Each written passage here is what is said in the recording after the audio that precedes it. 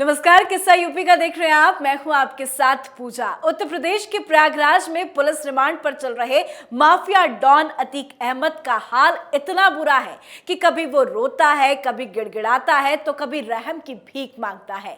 लेकिन हेकड़ी और अकड़ भी कम होने का नाम नहीं ले रही, क्योंकि खबर है कि रिमांड के दौरान अतीक अहमद उल्टा पुलिस से ही सवाल पूछने लगा कि उसका वो मोबाइल कहां है जिससे वो साबरमती जेल के अंदर से बात कर रहा था। पर अतीक को यह भी अच्छे से पता है कि उसकी अब हेकड़ी चलने वाली नहीं है, क्योंकि अभी तो बेटा खत्म हुआ, अगला नंबर बीबी साइस्ता का है। और साइस्ता की गिरफ्तारी के लिए ताबड़तोड़ छापेमारी चल रही है। योगी की पुलिस एक्शन में है और कभी भी किसी भी वक्त साइस्ता का भी खेल खत्म हो सकता है। इस बीच आज की बड़ी खबर आपको बता दे, जो अतीक के लिए बहुत बड़ा झटका है। पाकिस्तान से हथियार खरीदने और आईएसआई से संबंध को लेकर अतीक के खिलाफ यूएपीए के तहत केस दर्ज हो सकता है। तो आज अतीक की बढ़ती मुश्किलों पर ही चर्चा करेंगे। बातचीत के लिए मेरे साथ स्टूडियो में मौजूद हैं कैपिटल टीवी के एग्जीक्यूटिव एडिटर राजीव जी। राजीव जी, बहुत बहुत स्वागत है आपका। धन्यवाद। क्या अगला नंबर अतीक की बीबी साइस्ता का है? क्योंकि टारगेट में तो है, क्योंकि अतीक अहमद जिस तरीके से प्लान किया उसके पीछे की बड़ी एक साजिश थी। दो तरीके से ये लोग साजिश तैयार कर रहे थे और उसमें जेल के बाहर कौन था? जेल में तो अतीक अहमद, अशराफ अली, ये दोनों भाई जेल के अंदर था। बाहर में ये पूरी साजिश को अंजाम देने में साइस्ता का ही हाथ था, क्योंकि ये साजिश बहुत बड़ी थी। और ये साजिश जो थी ये उत्तर प्रदेश में एक पॉलिटिकली साजिश थी और दूसरे क्राइम की साजिश थी।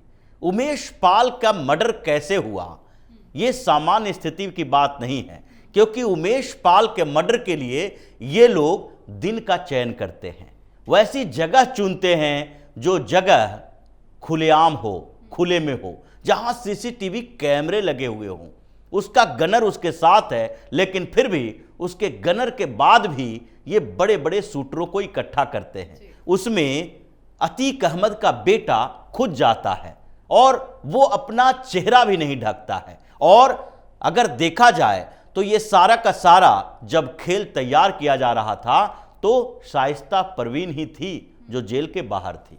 अब योगी सरकार को, योगी के सामने जो रिपोर्ट पेश की गई है उसमें दो तरह की बातें कही गई है। एक बात तो यही है कि इन लोगों ने उमेश पाल की हत्या सिर्फ बदले की भावना से नहीं की थी, ये सरकार को चैलेंज कर रहे थे, चुनौती दे रहे थे। ये चुनौती दे रहे थे इस बात के लिए कि योगी की सरकार ने जो इतने समय में 180 से ज़्यादा इनकाउंटर किए हैं, माफियाओं को खत्म करने में लगे हैं, तो उनको एक चुनौती दो। ये फिल्मों की पृष्ठभूमि की तरह थी, जैसे कि वो लोग फिल्मों में देखते हैं, वैसे ही चैलेंज करने की कोशिश की गई थी। और इसके लिए खुलेआम दिन दहाड़े एक मर्डर प्लान किया गया था, जिसका अतीक के साथ सीधा कम से कम संबंध दिखे।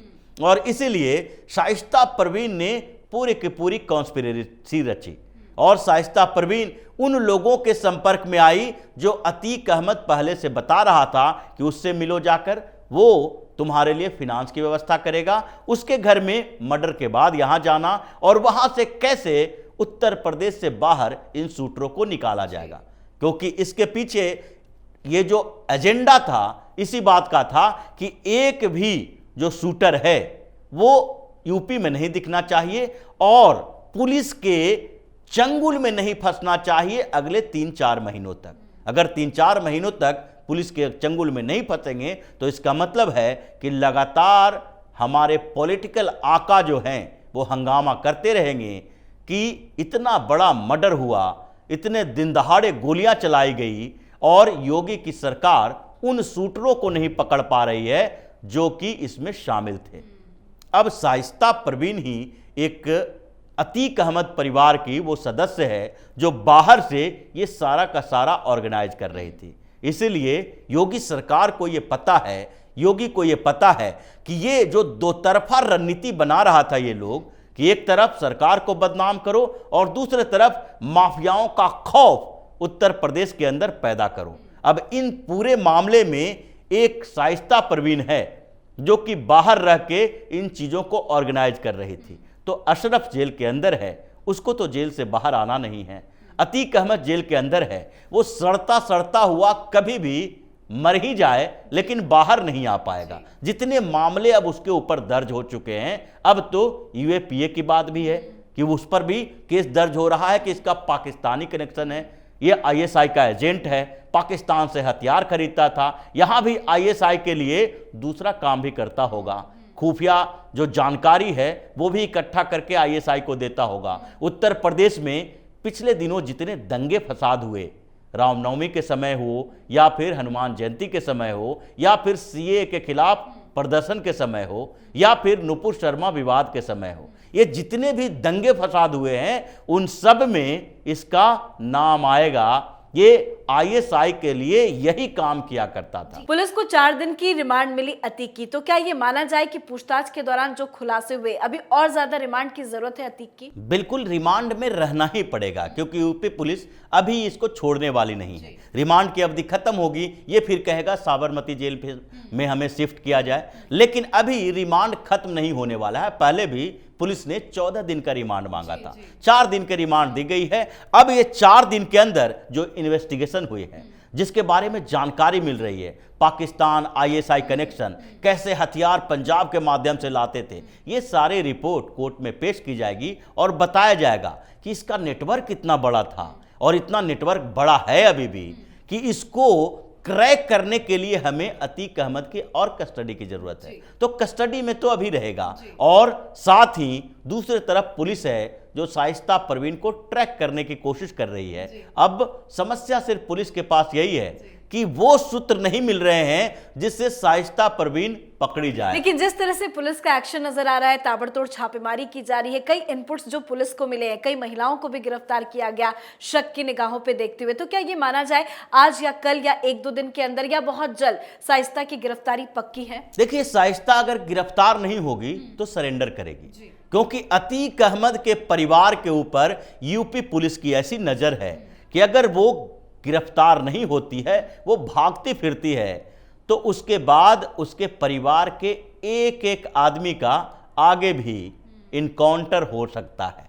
तो वो जो पहला अपना एक बेटा खो चुकी है, जो बातें वो पहले कर रही थी, जो मीडिया में भी खबरें आई, उसके हवाले से भी खबरें आई कि किस तरीके से असद के लिए वो छटपटा रही थी, गुलाम मोहम्मद को कह रही थी कि देखो इसका ज़्यादा ख्याल रखना, ये थोड़ा सा दिमाग से सटका हुआ है, कुछ भी एक्शन ले सकता है, कर सकता है, इसको थोड़ा छुपा के बचा के रखो। ये सारी बातें ये है कि अब छोटा बेटा है तो शाइस्ता को लगाव भी ज्यादा। लेकिन खबरें थी कि वो बेटे की मिट्टी में आएगी, लेकिन आज भी वो शामिल नहीं हुई। अगर वो आती तो गिरफ्तार कर ली जाती। ये तो इन लोगों का एक दूसरा चेहरा है कि ऐसे समय में भी ये अपने आप को बचाने की कोशिश में लगे हुए हैं। इसलिए शाइस्ता परवीन को अब आत्मसमर्पण, सरेंडर करना ही पड़ेगा। अगर नहीं करती है तो हो सकता है कि कुछ समय के बाद ये पता चले कि अतीक अहमद परिवार का एक और मेंबर जो है वो इनकाउंटर में मारा गया। जी, बहुत बहुत धन्यवाद सर समझाने के धन्यवाद। लिए।